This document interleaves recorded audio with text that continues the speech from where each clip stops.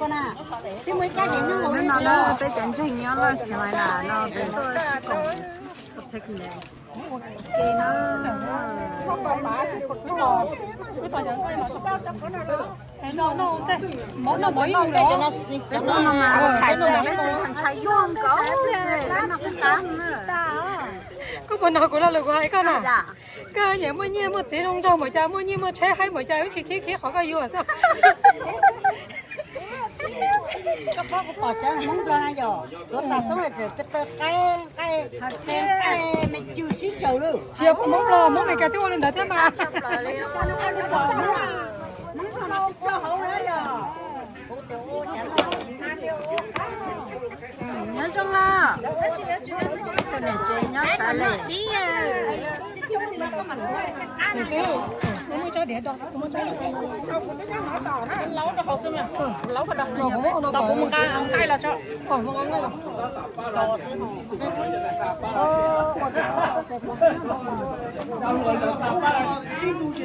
nó phải chỉ giống của cái nó là cái mà cái này á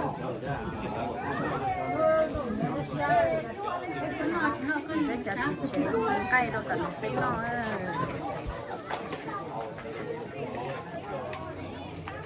cái chả chỉ chế ngay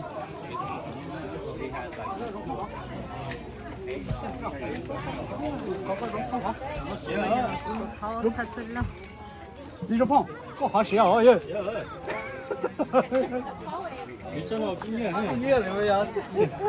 这行业现在个也好啊。就知道。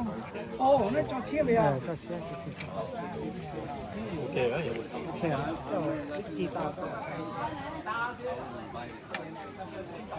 bây giờ tới từ chế nhưng mà gần thêm thật sự lo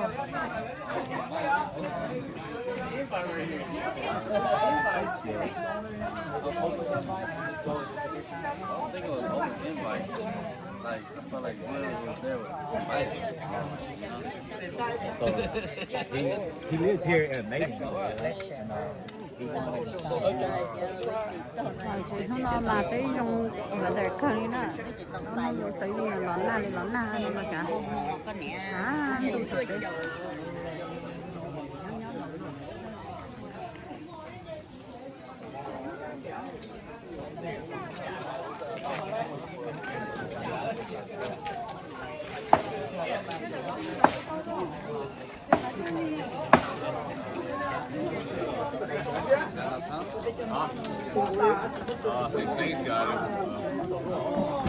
nãy chẳng ai còn gì khác cơ Giờ này là khác cơ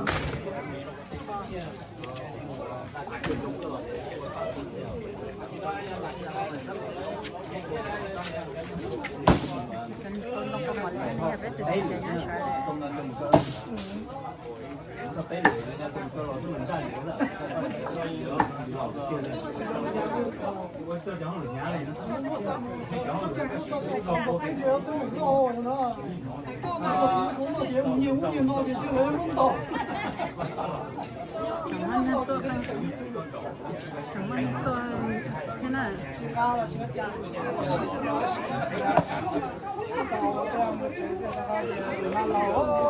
con này cháu này chưa mò à ủa mà ít gì nữa ủa mà cái mua cho ba chỉ这个。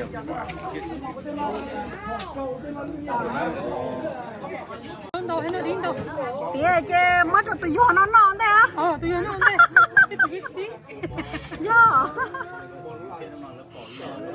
đâu tụi vô đây nào thì cái đó nó sao vậy cơ nó mê chứ thế nó sẽ ta mỏng đó hết rồi nó sao vậy con nó mê chứ đúng cái nó đưa cái mẹ cha rồi trả cho cái lọt tà đó có cú gì chơi cha đi ô để nó chơi đó có chín nó ít ít nó chín nó to nó thiết cá ít bên cá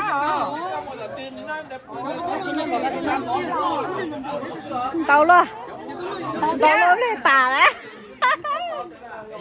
cực tay nữa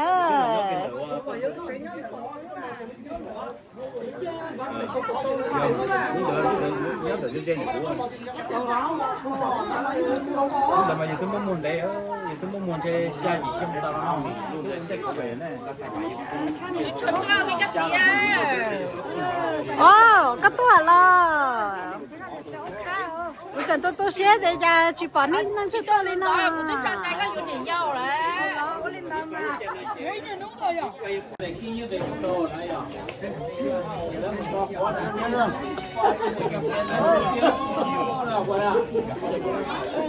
nó nữa nó không bóng rồi tôi chửi thế chỉ là lạ wow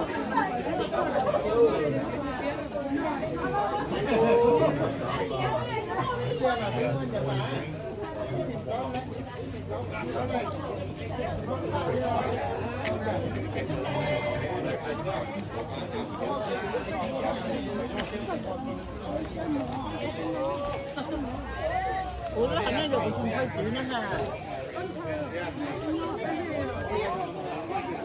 Hello。này lấy của nó nó đó. Nó biết hơn ta.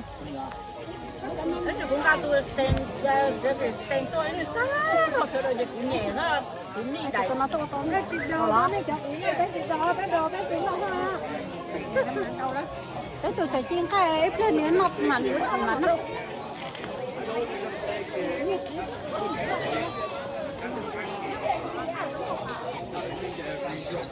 cái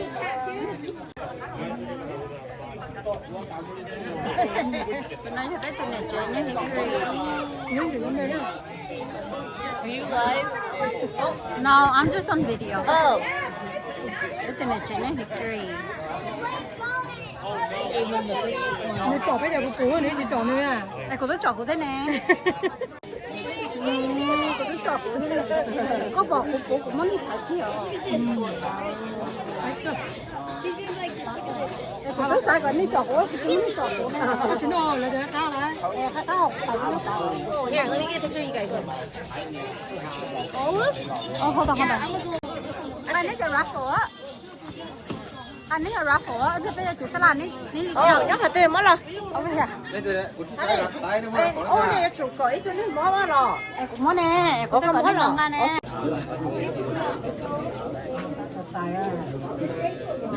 Thì, nó của tay.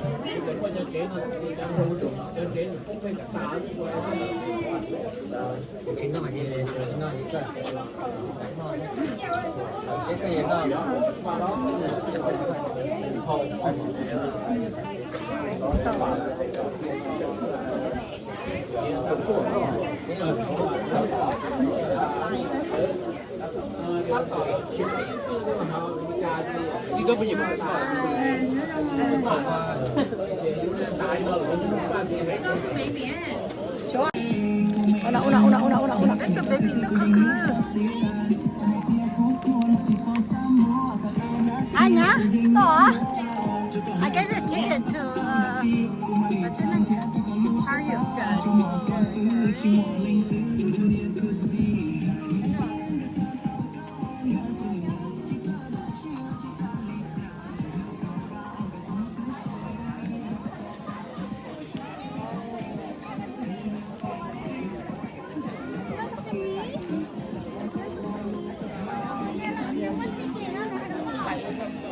Nó thế.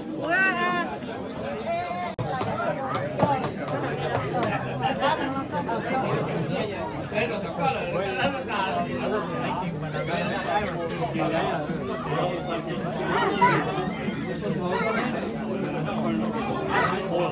Mì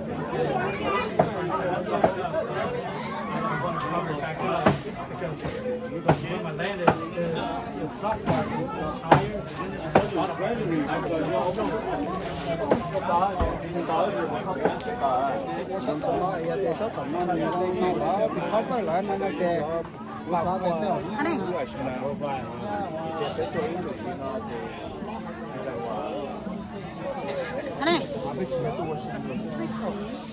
All right, the winning number is. I'm just gonna call the last 3 digits, okay? So look. Okay, cái câu đọc áp số đó. Cảm ơn các bạn nhiều số. 8, 7, 6. 8, 7, 6.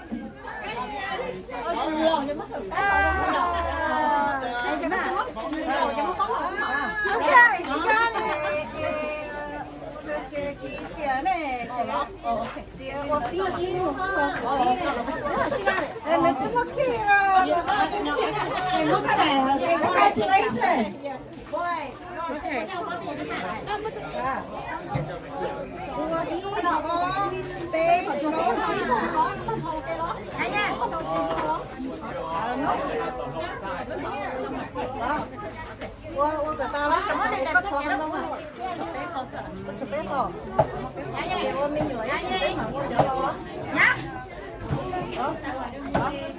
All right, the next ticket.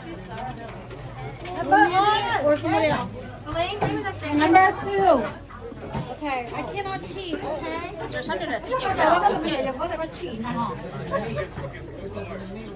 All right, 8, 5, 9. G, 8, 5, 9. You have it? Come over here. Yay!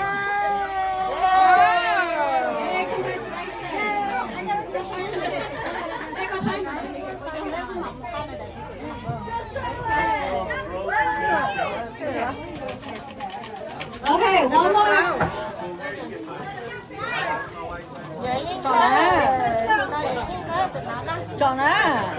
Number 8, 8, 9. Gì chưa? Nó thì là tụi con không? Gì chưa? Ồ, sách lại chưa?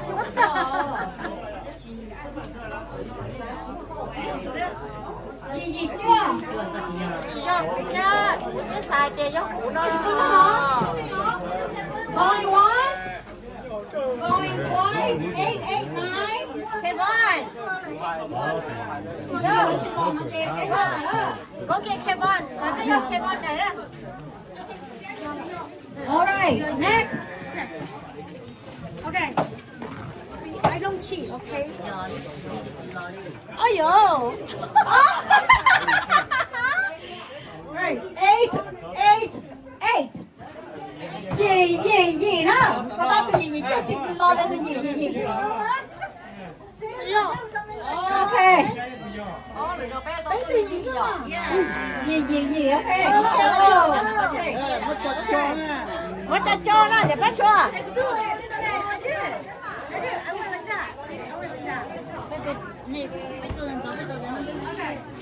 All right.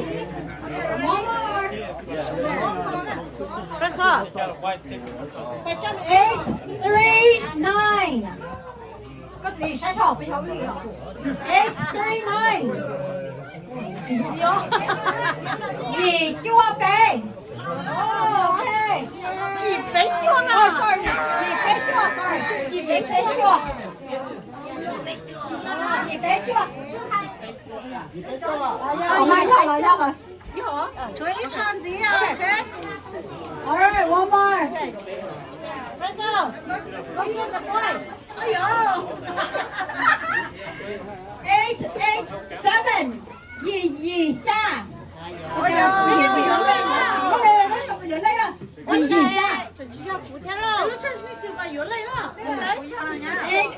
8, 7. Chỉ cho. You got it? Okay. 8, 8, 7. Yeah. I'm gonna take it. Okay. All right.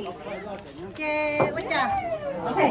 Game này cho nó đâu. Bây giờ trò for bây giờ raffle cho nó đâu, okay? Để lý là nó cho nên cho adults only. Okay? Game này lò nó sai bé 这点整错了，还是错钱了，钱。你们来看这个就是胡适。你咱俩这呢，不就除了这个老老呢？哎，那是mình chỉ cho cái qua phần nó ta cho. OK， bây giờ cho đó bao lì liền OK， cái này cho adults only。OK， 你我看到你啊，你老晒人，你搞包对接包等于你包了呢 OK。也估计不你教的，估计不你说呢。哎，你老搞包对接就包到了，现在就包了，贴包了呢 OK。All right。这个都有扣的啊，对。也干嘛教了不了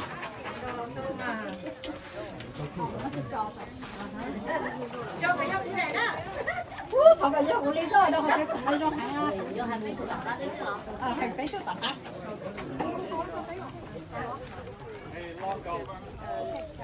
Wow. That's what they said. All right. 7, 2, 6. Quá chưa? Con nọ tia. Thay cho con nọ. Ồ, chuyện gì vậy nhưng mà không có gì đâu.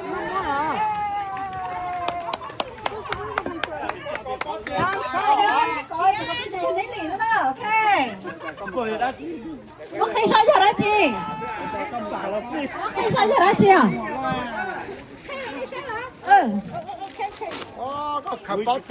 có cặp bát tôm nhé hả? Ông bảo là rong câu ta chỉ cho nhất là mua gì mà. Nên có cả cặp bát đúng rồi đó. Đó khai chơi chim chó đó. Cứ nhớ gặp bún gạo lúc con á. Mà một thứ gì mà cũng có lúc đó. Ai hồ? Nhớ gặp bún gạo lúc con á.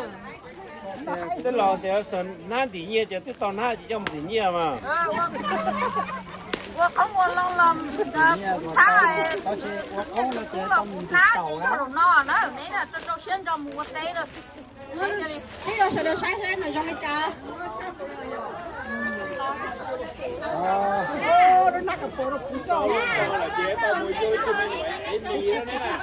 Ôi một tàu mình nhiều lo. Alright. Ôi cho. Ok, chú ý ta nè. Vậy em biết bên mà đi nó mở tàu bên mà đi cho for all nó. Vậy khả năngจะ take it 什么不吃啊？你们不吃了这班里都是。Cho cô thiếu thế nào? Chú cho nó lấy chú cho mình là do cho take it đi theo. You don't throw your tickets away. We will be drawing tickets later, okay? So do not throw your tickets away. Con tới thì bé chú chưa xí à. Đó là xí này.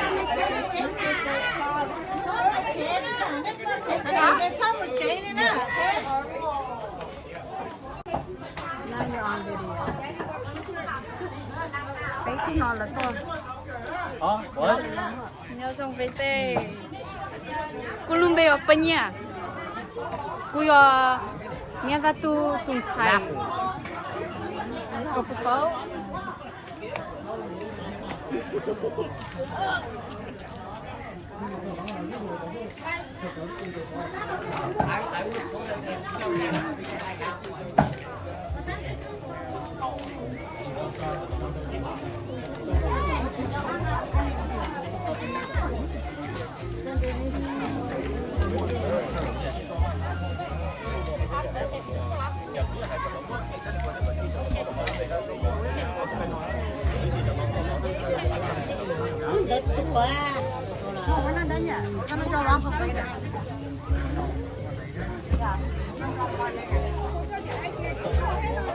Khai nè. Nó là miền nhiều rau là để xin mà nên cho rau con miếng. Nhiều thế lấy tốn nó.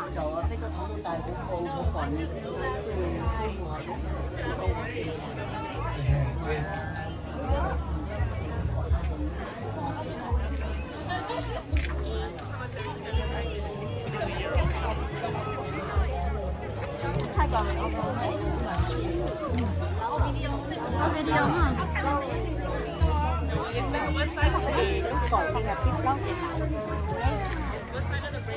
Cái đó phải có cái nào bồi vô cho cá hiện luôn. Nó có cho các cá theo. Hả chị? sao bây giờ có chơi giờ có tới chỗ khác mà làm đây nè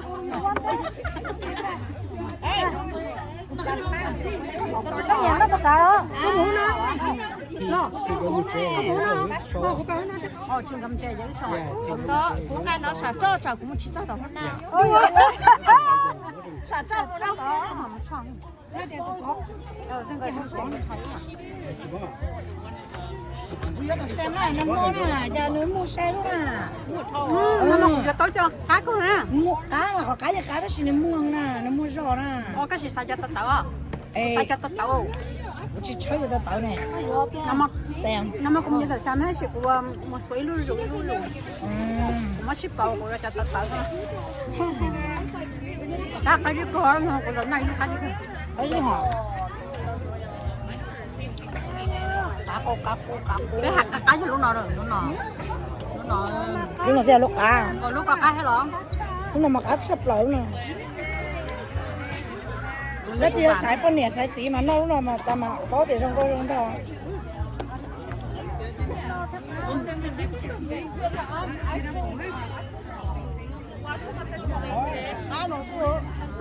tôi xem sẽ mất chỗ đất đai nó rồi hôm nay của tôi lúc nào mà cá tết tết liền xem nó bỏ xem rồi cho mẹ cho nên chúa là cái cá dạ xem cho nó bỏ những cá rồi cá tết tết lên tôi nó bỏ ba cái gì tết theo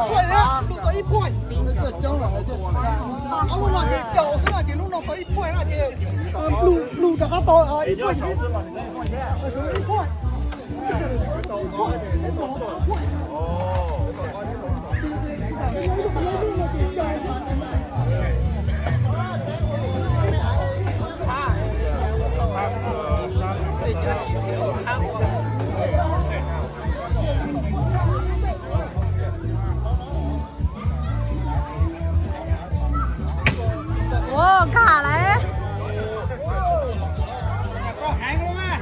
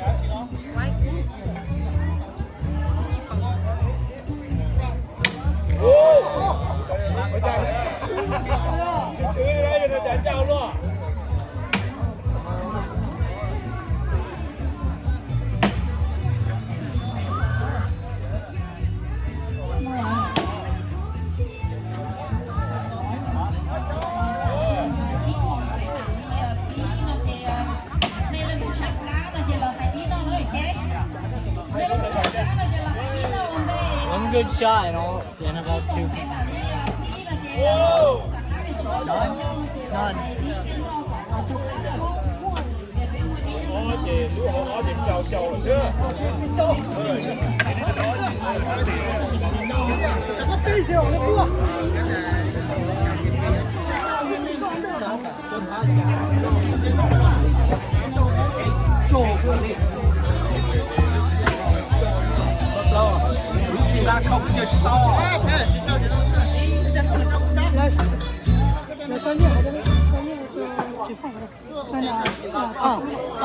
咱这个把这多少啊？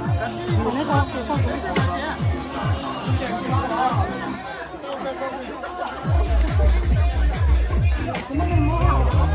不知道哎，不打人家腿上，要不我来夹到人家腿上。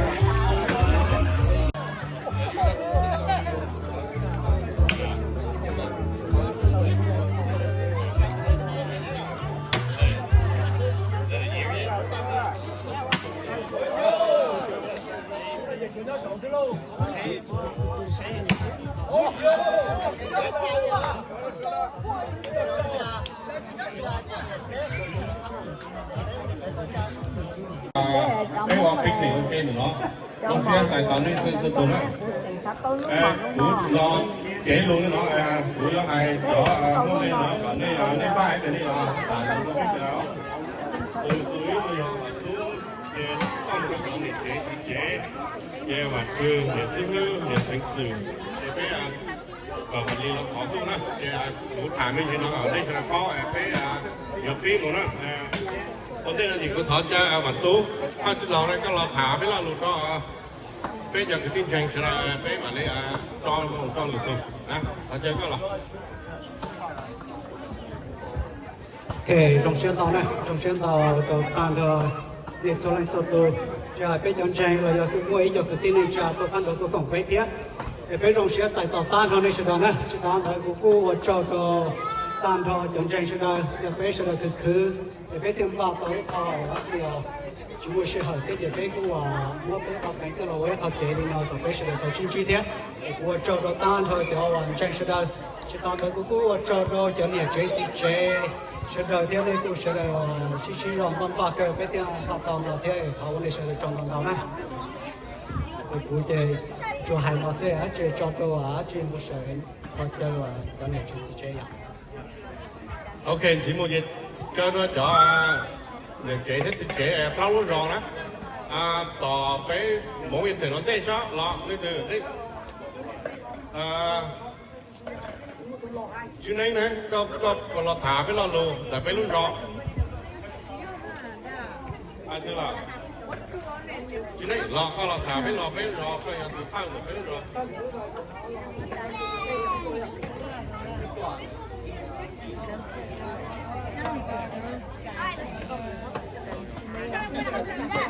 OK，老師啊，你講俾我知聽，tôi làm nhóm mọi người sẽ cải thế để đi của tôi nói thì cái thảo là địa phương chỉ trong xe đó này sẽ là chụp hình trình của đó lâu chụp lồng của chúng tôi và đây nó chỉ bây giờ mua mẹ chỉ là cái quan tâm cái dòng nhé nó có cái coming up soon so good to do that trong xe được bỏ cho đây có cái rõ cho yeah, I see everybody here so it's good and tomorrow I want to show everybody they put a lot of fun today just keep it up cần cho một cái những cái sự khó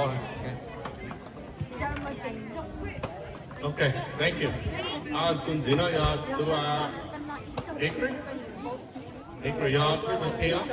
Bữa sao? Có tụi chị trẻ không mấy cái thằng nhóc bó cho cỡ nè. Oh yeah. Hai năm có một hai không? Đó, okay. Sorry. Thì mấy rõ hai nó về rõ hai tăng OK，侬那用先到比较年纪，你这个的话那要被包多，一包做提，这话提安的子，包做安的子，这到安的子，那么到这里来要是不么， giờ nó sẽ lử tôi chỉ tao đó thì nó mò sẽ lử mua mò ta gì nếu là bự gì nếu mò cái tao giờ nếu sai chỉ tao đó thì nếu chỉ tua nó thì hai trò bây giờ ý chỉ bây giờ nhiều và kháng sinh gì bây giờ thằng tôi cũng cho sẽ lử thiệt hay nó cho sẽ là我长到这是的，我那是的多少个呢？要多到了，我长到要去多了，好差多些的什么？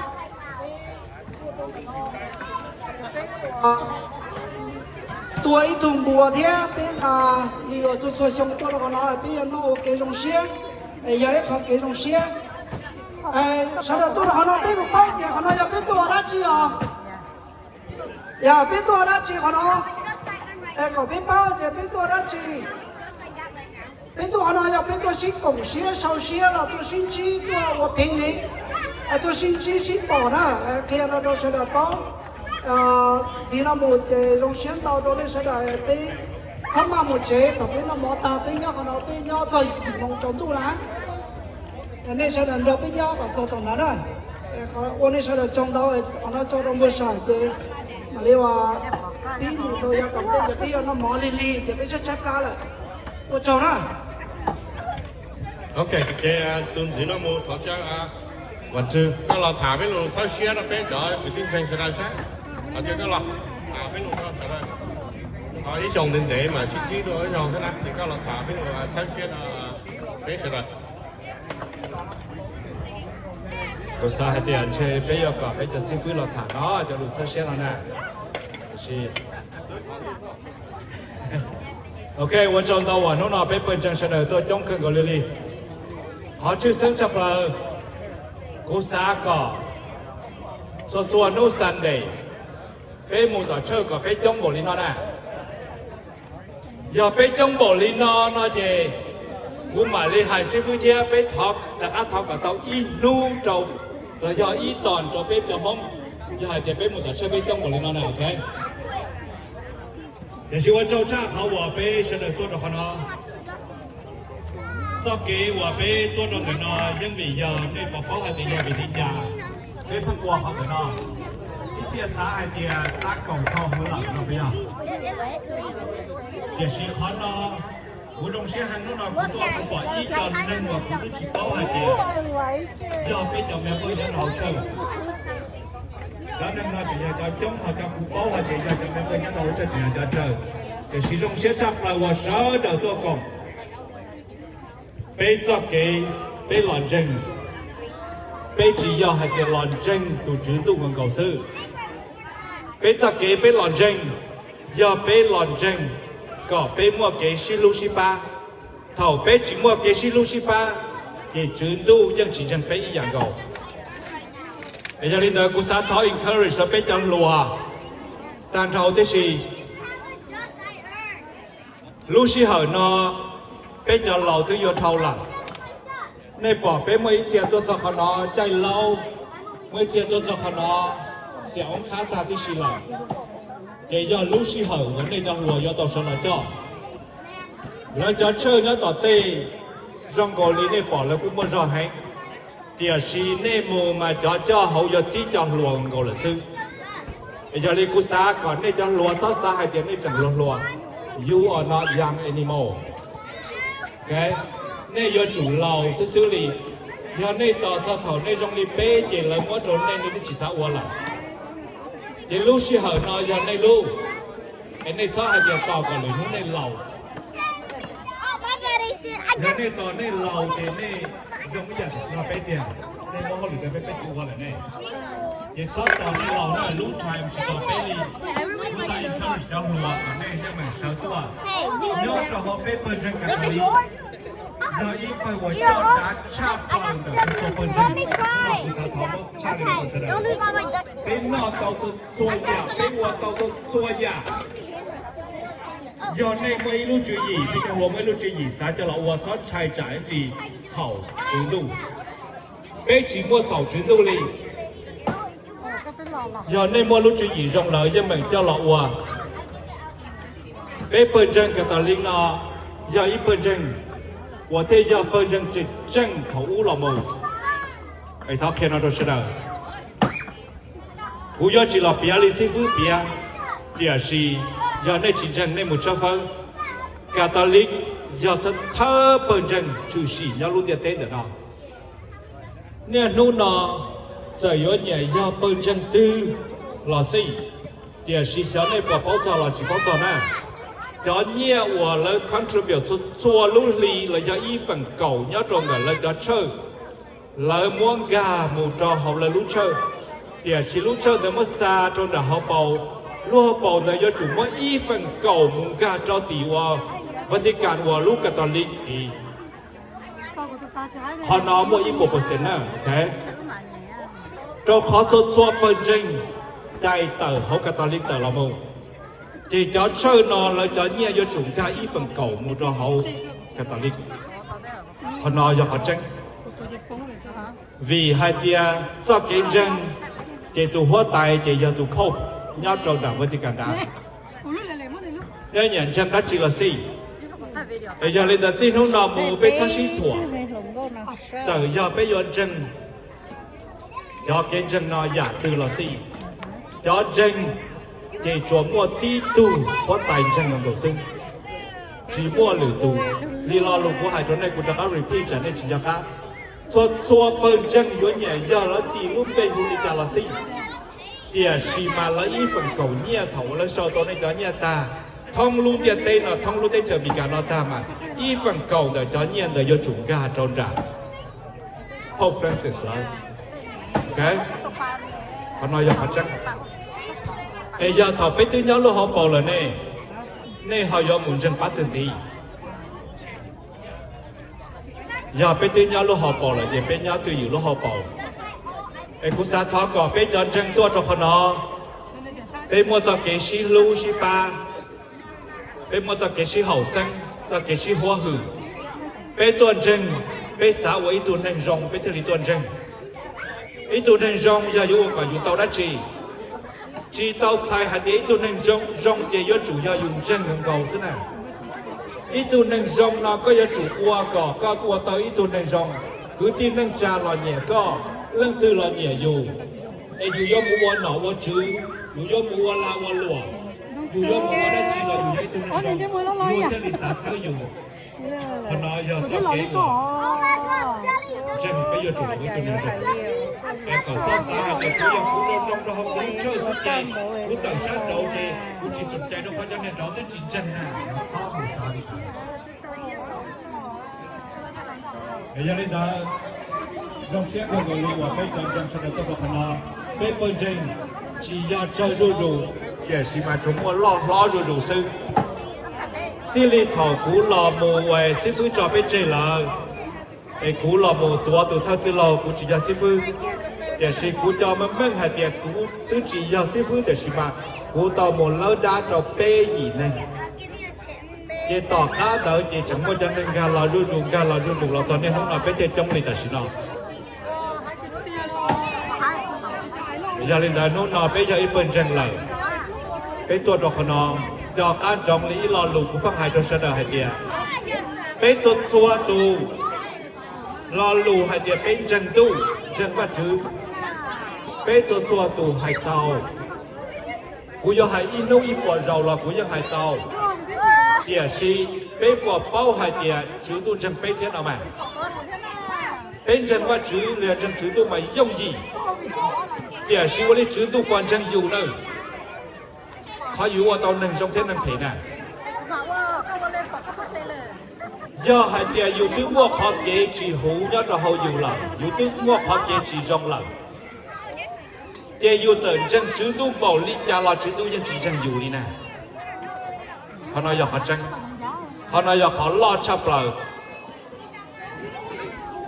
luôn địa tế để nó bây giờ chỉ mua bóng một game bây giờ xã hải địa cũng tuyết tháo tu của nó tu tuyết chỉ ba thì cũng yêu mua năng tu năng của nó tuyết chỉ rong thì cũng họ yêu một tháo tu còn cho cá trong thì bây giờ nông năng nền bây mới cho xia bây mua la mua phở mua xía mua trừ bây giờ kỳ tao cá mò thầu chữ tu cho bây lò nhau luôn kia tên nó là tù mò chữ tu chẳng chỉ tao là địa sĩ giờ bên Lucia giờ ít tụ nên dân chữ tụ để địa có cho nụ cơ của bên cho luôn địa tên là gì để chữ tụ lặng bên một trò sổ chữ tụ luôn tụ chân chân sư họ giờ bên phân xã hay địa cũng mò một đến này cũng một thoáng tụ mà chẳng có rong kia thì cũng thiên chân là gì chỉ ta lon chân là tàu nè người ta cho nè có mộtวันนั้นเลยchỉ rong nèคือnó chua sẽ bỏ ba xứ vì hai địa chữ tu trò bây là nhau luôn địa tên là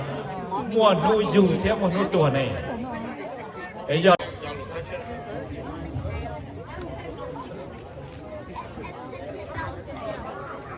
nhớ trong số lần số tuổi à đó cũng như này sư phụ nhớ trong ly chuyện sợ chế sư phụ luôn bề nhớ trong đó nó là cũng bỏ này số lần số tuổi của nó sẽ hàng đó ok lúc nào cũng chỉ hay mua ăn chín đâu, ta chỉ cũng hay mua chút đồ bé xua lần xua tôi cho nên chế gì chế, và cho chế thâu nhớ trong lâu rồi và thì lúc nào bé thì mua lúc nào mà của này sẽ được trong của chị của này thì bé ta chỉ của này sẽ được trong họ có chỉ tôi phòng bóng bóng rồi này cháu xí lúc đã rồi thì lúc xí hở xua nú của này cũng chỉ này tàu cơ chuyển nó trong đóวันนี้ฉันจะจุดชิตาลินดาอย่าเป๊ะจะเนี่ยเจ๊ส่วนตัวเป๊ะอยู่มั่วเจ๊คือเนี่ยเราจะรู้จักดีวันที่จีน่ะไอ้ก่อนนี่ฉันจะตัวชิบ้าเนี้ยแล้วก็ว่าจะให้ว่าเป๊ะส่วนชงเดี๋ยวเป๊ะมวยพอลินเนาะไอ้ว่าจะเป๊ะที่ลิมั่วอีกคนเนี่ยเราไม่ชี้จะเพิ่งจะเลยจะเนี่ยเจ๊สิเจ๊ที่ลิชี้ตัวซ้ำนี่ไอ้กูวันนี้สิกูวันนี้ฉันจะจุดนะไอ้giờ còn đây là một sao có biết cho nhà chế xí lú với cho nhà chế nhà xí ba xí đề nhá một cái phương chung có bọc có khử có chút cái chọn nhẹ là cũng mất xí cũng chút cái chọn nhẹ là có mất xí cái bé số lần số tụ lò với ba vì giờ trong nhà nhá nó có tại vì số luôn về chỉ ta lên đó bé chỉ một kiểu một tí bé thế là lò với phương chung giờ sao có bé cho nhà chế xí chế hay xí xanh bé cho xí chế là một đã chỉ là có bé sau xí nhá ít đi cũng là cái bé cái chọn nhẹ là bảo bé xin ba xin đề rồi bé phải ít nhẹ ít gì cũng nói ok nên là nó bé giờ chỉ mới xíu là bảo bé thời là tao tụi cái tụi rong là cho học công sinh ấy bảo bé bên tao lúc con về rong nhà tao đây nó bé thay mua chọn chính trong vừa là cùng bé cho lúc số lúc xí thời xã hai cái tao đây nó bé chọn nhiều mua chọn trong buổi vừa làm gì thế cũng sao có bé buổi hỏi phân trong buổi chọn xe lo xe đã bé buổi chọn thế xe ba tàu dài chọn chọn nhẹ bé quái thu chọn nhẹ họ bé muốn đi là luôn xe luôn rồi đi thầu sư phụ nhỏ sư phụ tàu chi chia trâu không chân thầu sư phụ quái thì cái này nhớ trâu cua là sư phụ một sai giờ lại còn cái trong cái chọn nhẹ sư phụ một sai là sư phụ một cái chén trong trâu lớn cái cú xã cái gia đình đây là mua và đi phía xe viên gỡ lậu bé ít thuốc cho rồi cái cú xã còn cái này sợ được sao gỡ thế còn cái họ mua lúc đó lúc sau lòng tụi bên trong thế chỉ ta đến là họ bé là lúc trong này thế rồi xe viên thế và liền gỡ gia đình đây là mua này vừa tàu lậu ít thuốc cho nhớ tàu học bên trong nhưng mà họ tiền mua đây là đã chi là này vừa tàu lúc xuyên để trong lịch sử nhỏ trong người dùng liu nó chặt và liu chùa sát tua là đi chùa to dù lùi theo dù xuyên đại sứ dù với chuyện lý thuyết tú chí là cái bé dù chủ cho trong khẩu với tại vì sự cũng không chùa với tại vì sự là tua đã thấy sản phẩm khối lưu thanh bé như thế cho cái sầu có bé giả chỉ bé mới cái xí giả chỉ nó thế có bé chọn chân họ chơi gửi thế còn gửi theo liên mua xe mua thằng lúc của bé bên chân cho bé bên chân rồi giá còn đây cụ hài thì nó trong này số lần số từ xứ thọ cỏ trong nó một đôi giá còn đây cỏ bé sẽ đợi nó cá nhau trong bé nó luôn là so sánh trong là những bé mua cái xí nhiều xí luôn bé xí cùng chú nó một đôi giá còn đây xứ cụ của này sẽ đợi chú và tôi trên chú mua đôi nó cụ trong xí hàng của này số lần số từ trong đó ok我转到了没事跟你那么样这个你先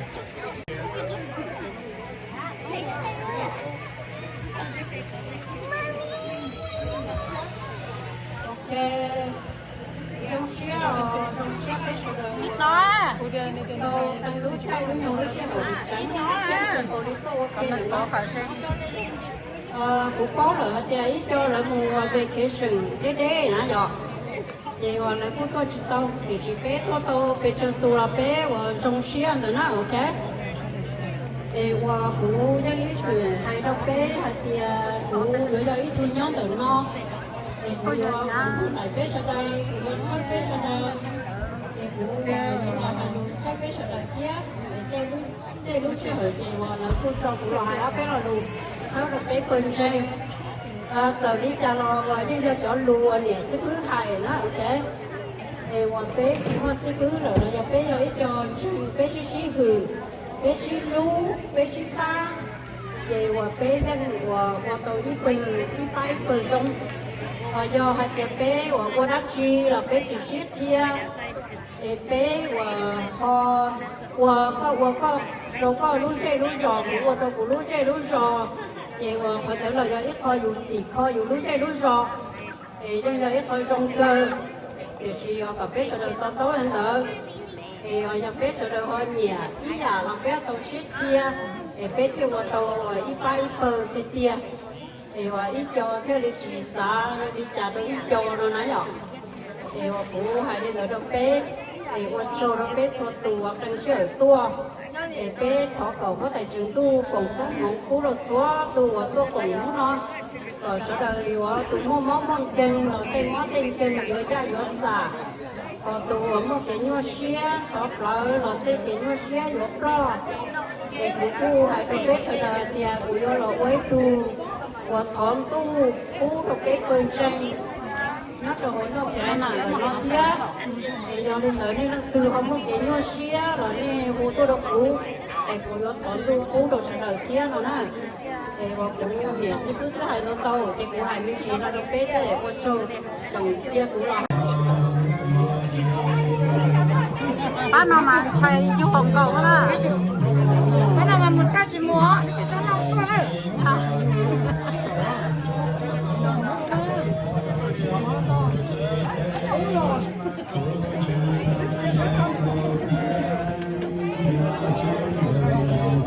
từ chỗ màu mạc á tôi già tôi trả tôi già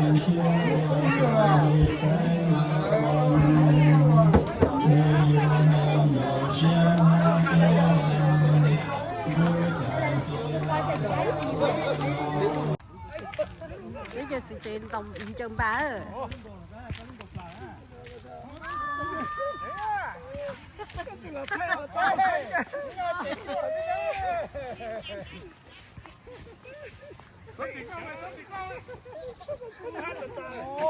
mà chưa có năng chấm bao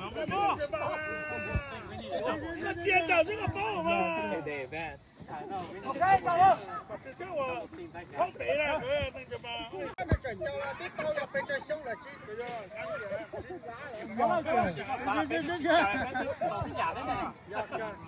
bé là chìm tàu vô chìm ai ra ta nó chạy ta ra cái một cái đúng không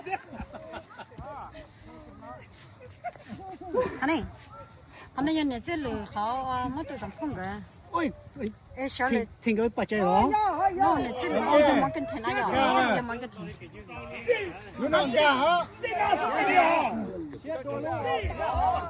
nó chỉ thình cái chỉ nó là món kinh thành đó theo giờ bé nhỏ này bé là tiêu chảy cho bà tá xá vậy là quên nó này nó ta liền luôn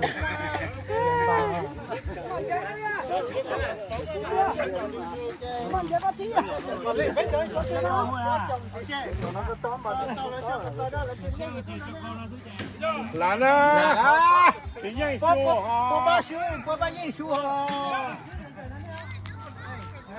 ba xưa giờ chụp ba cái xa chứ nó chỉ chơi là chuyện cái ta chứ bé cái này chơi gì rồi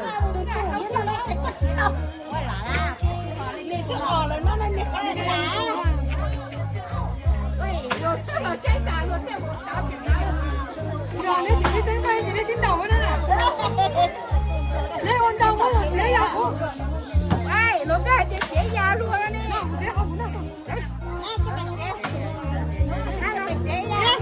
Chế cái khẩu chế da nữa không nè. Chế có.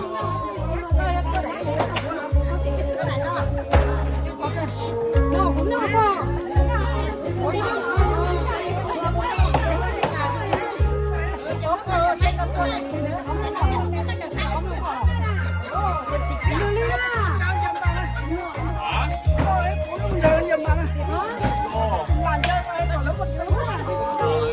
Ồ, mới phải.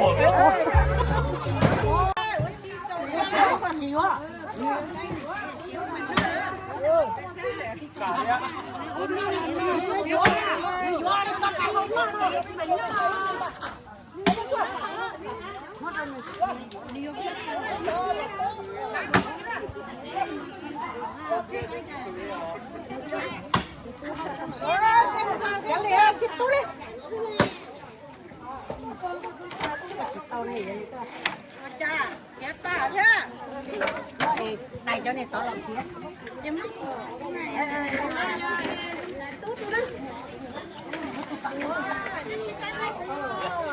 到哥了吗？我来把杯子来倒个嘛。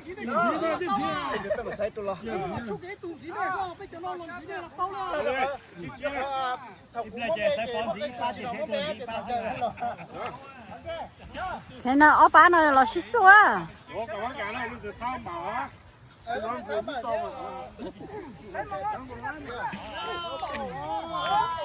加上加了听上，加了听上。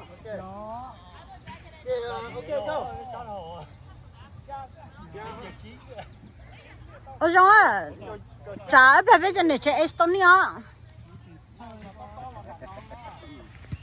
có tụi mình ấy tụi mình. của Estonia ba bộ lớp xe ba lần nhớ to nên chỉ cầu cho nên chỉ bao á cầu cho tới to mà cầu cho tới to nên chỉ cầu cho chỉ bao luôn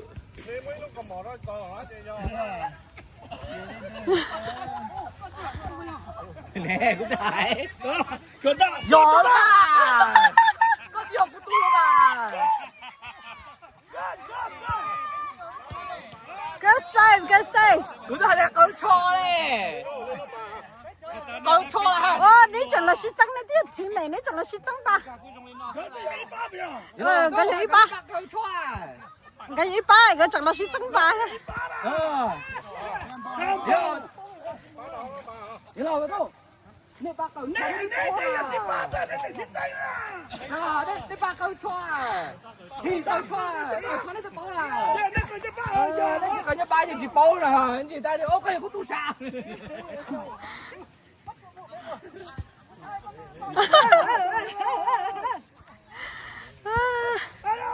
à ya cho cái gì cho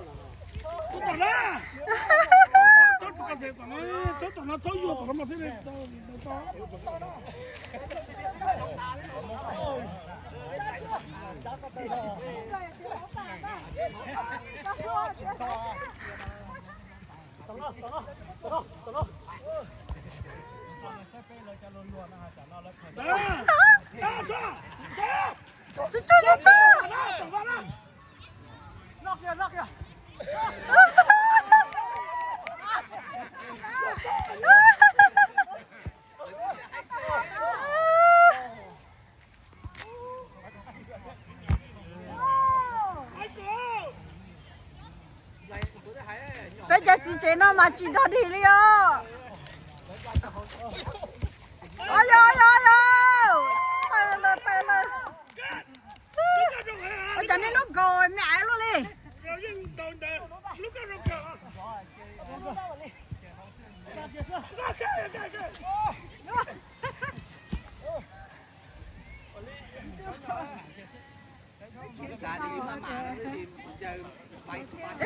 em nhà tua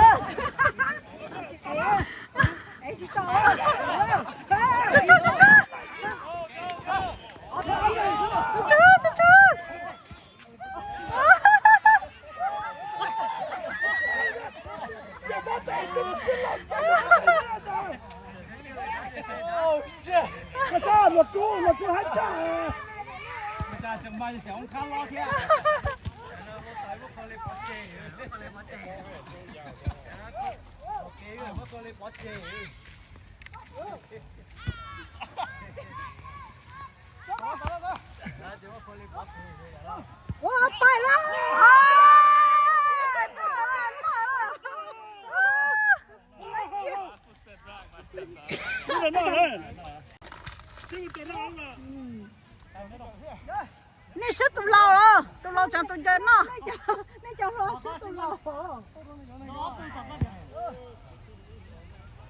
จะเนี่ยไปทานแน่แล้วเลยจะไม่ชอบจะกินเกลื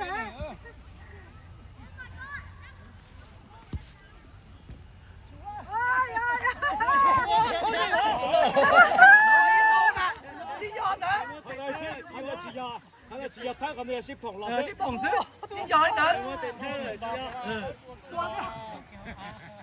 個個兩波嘛，跟到叫嘛，你聽話。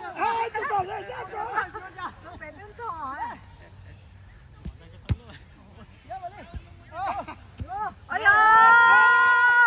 出來，出來！跌了！啊！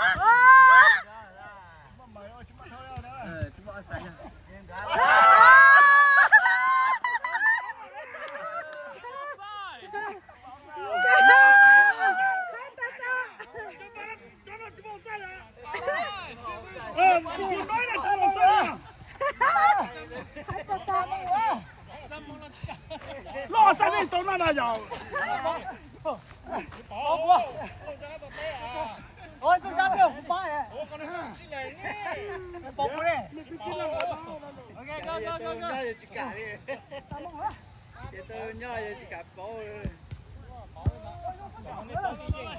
擺咯。接住。go。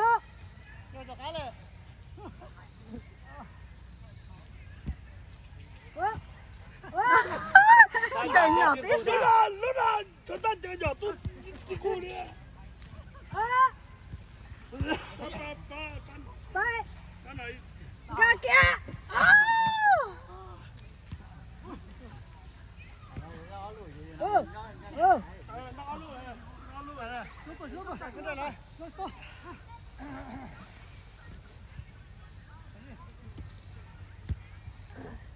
快手啊！大媽啊！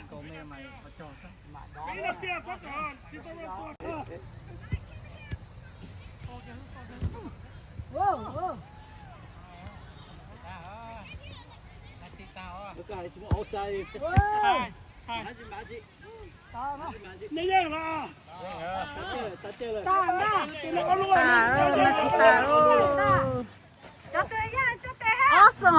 大家上北到阿路了，大家上北贏了。有你睇那嘢啦！做啥？下吃不了。我到nhà chờ. Đó bên này á. Kinh cơ exercise. Kinh chấp lo này. Tôi bảo tôi kia chẳng chắc cái ta cũng sáng cái cũng chỉ không thôi. Cái tôi nói in đồ chè. Nó giọt tôi mà.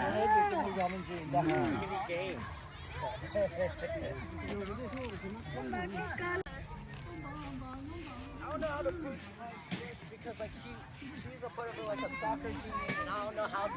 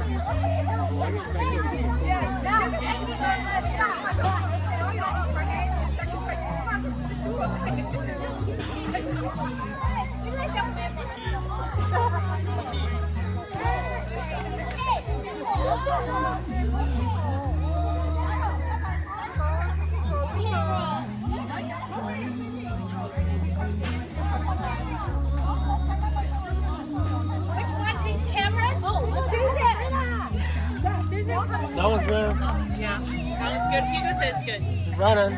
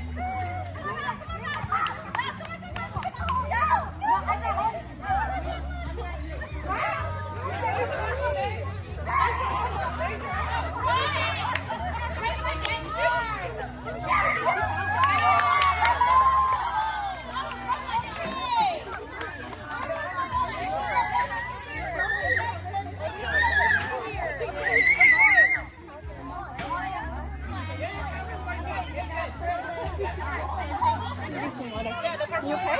Yeah. The two winning teams are competing. Okay. Championship round? Yes.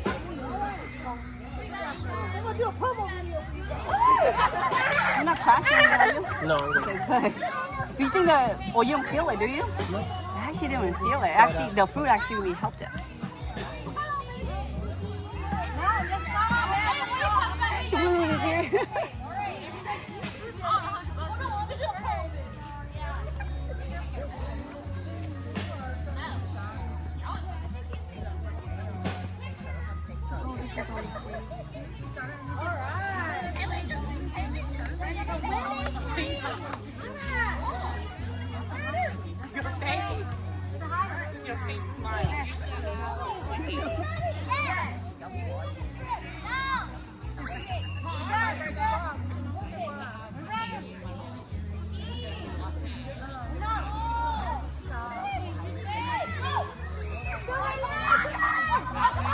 do it so fast, they're all the same size.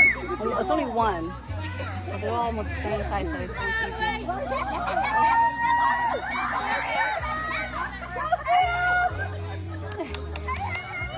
Oh, the neck and leg. Oh no, oh no, no. Oh no, go, go.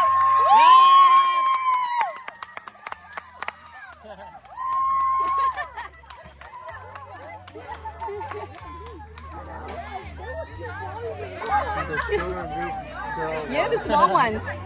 All the little ones.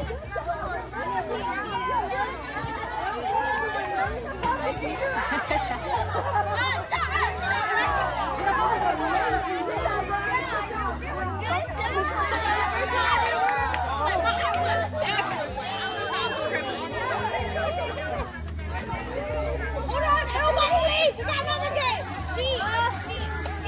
Okay, go. What are we playing now?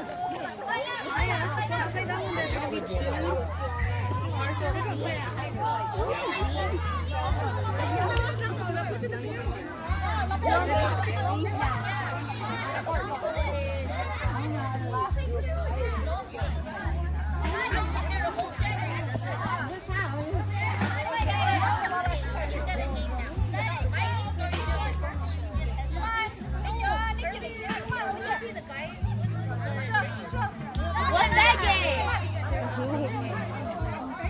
Come on, Shadow. Ladies. Melissa.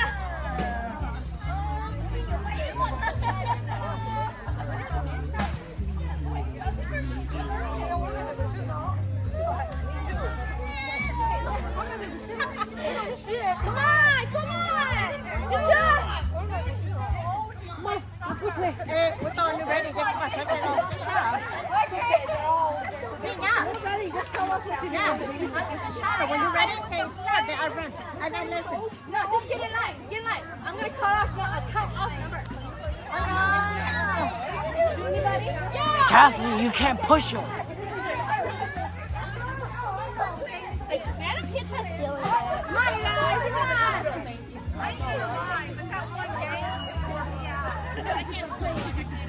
That one for you guys to play. You got this, Maya. I'm alright. Susan. Susan.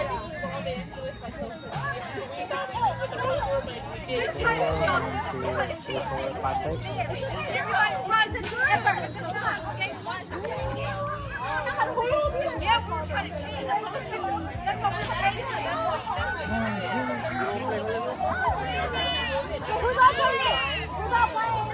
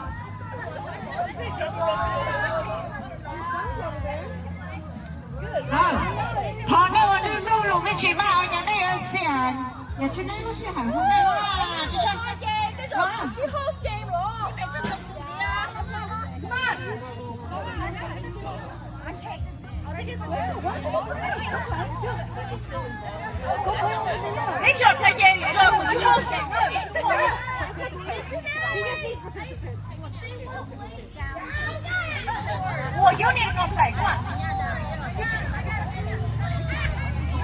Hey, I played your game. You gotta get your butt over here right now. Melissa, did you hit your right now? We're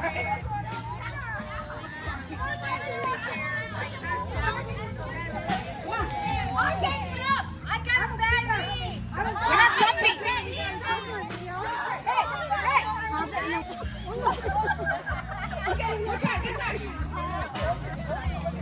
We can't see you. All right.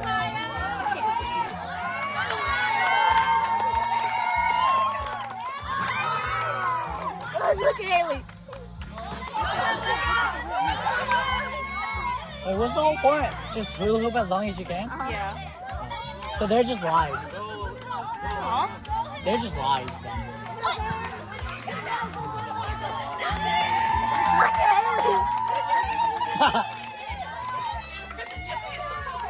Ace of the team, bro.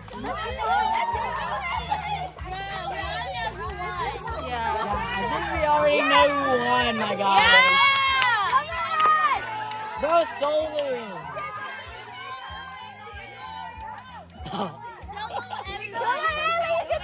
I don't think mine are.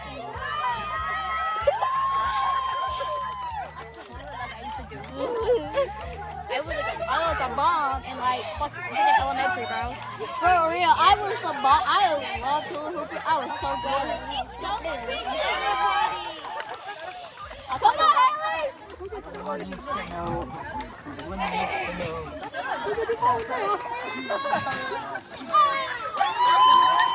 Come on, Haley! Keep going! Move.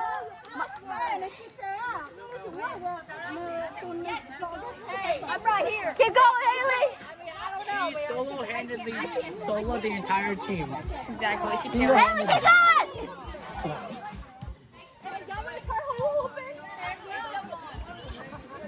How about you try on the other side of the team? Try on the other side. Come on, Haley, keep going. Start on the other side. Keep going.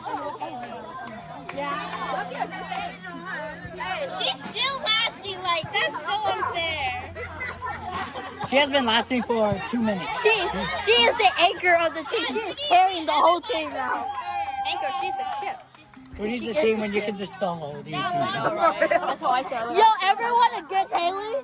That's how I feel with every school assignment. Why need people when you do it yourself? Oh, that reminds me. Yo, but if we have a jumping jack, not jumping jack, I meant jump rope competition. I can freaking.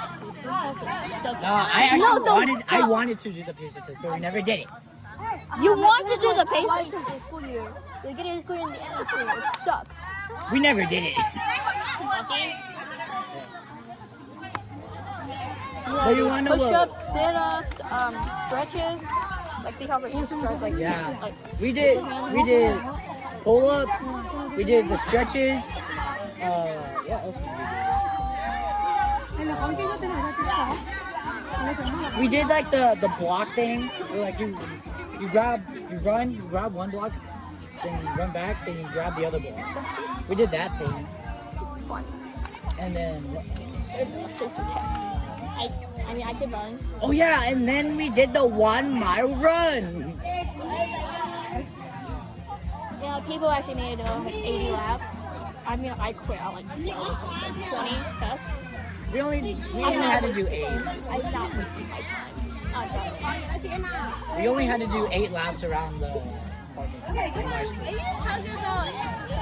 Yes. We're talking about PE.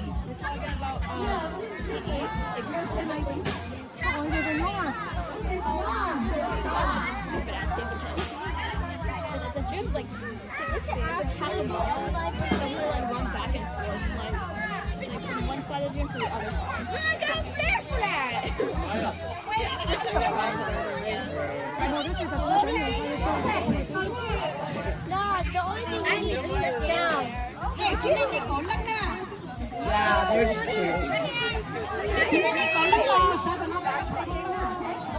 Do you want me to stop your video? I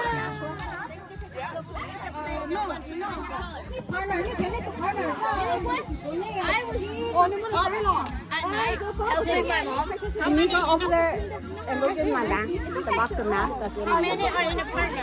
Where? One day I was sleeping, I had to help mom take these apart, take the parts off, put it in, stick in the battery, close it, do it again.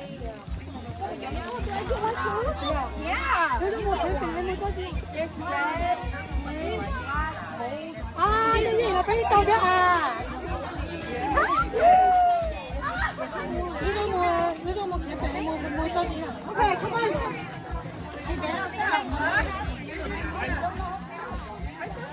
You want one? Can you take one? Good job. Good job. 60.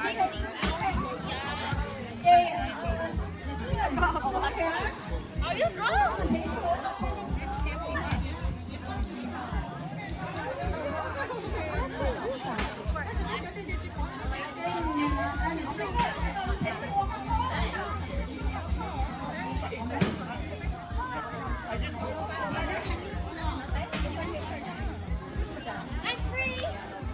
Okay. Come on, you guys. I need 5 couples. You guys go find your partner. Come over here. Go lang ah, chiku sa. Oh, ni couple up sana, ni partner up sana. Yeah, ni partner up sana.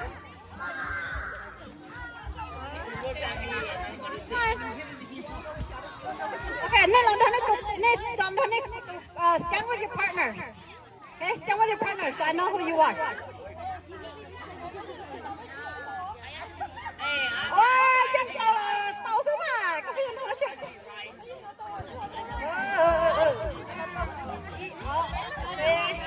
Lo, chị con gì? Ở đây à, đi ở con gì? Ok, đi nhá cày. Chứ có mà phải second round, hả?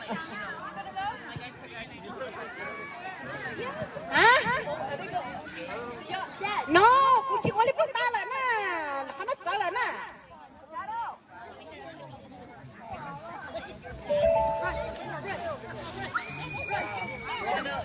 Ok.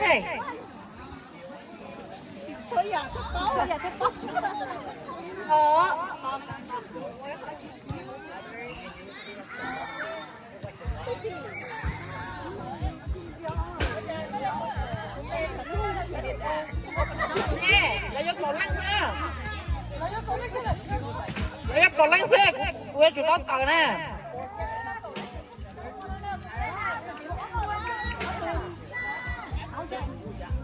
Okay.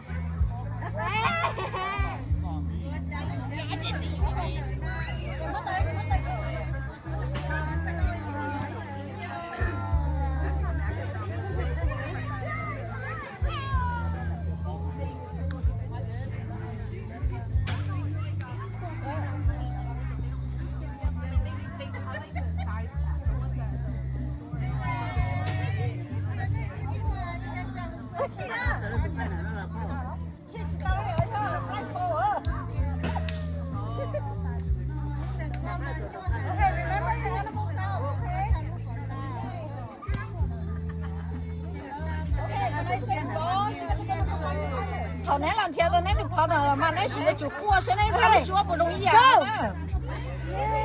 Go!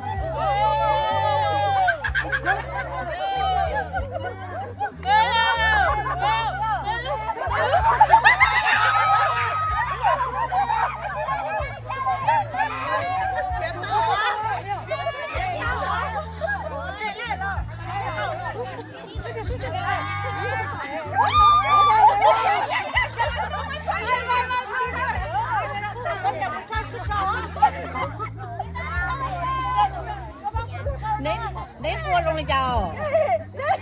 Nãy lúc số cua hả chị à? Không. Có sao?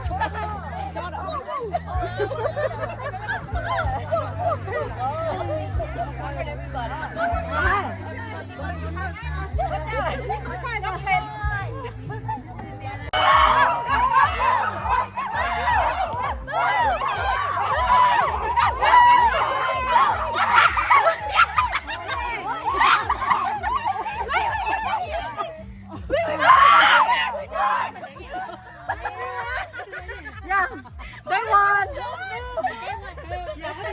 They won right before you guys did.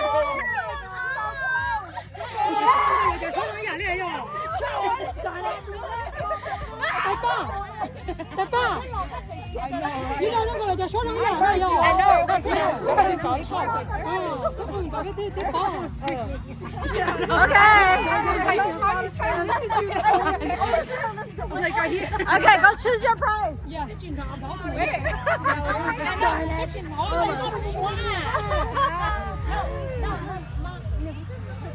You can open it. It's heavy. Good job.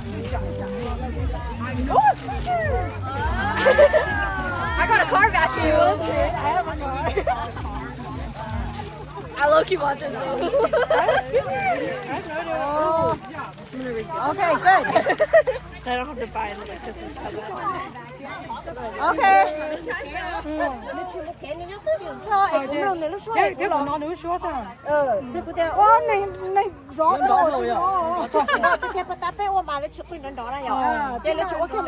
sao? Cái chó chị.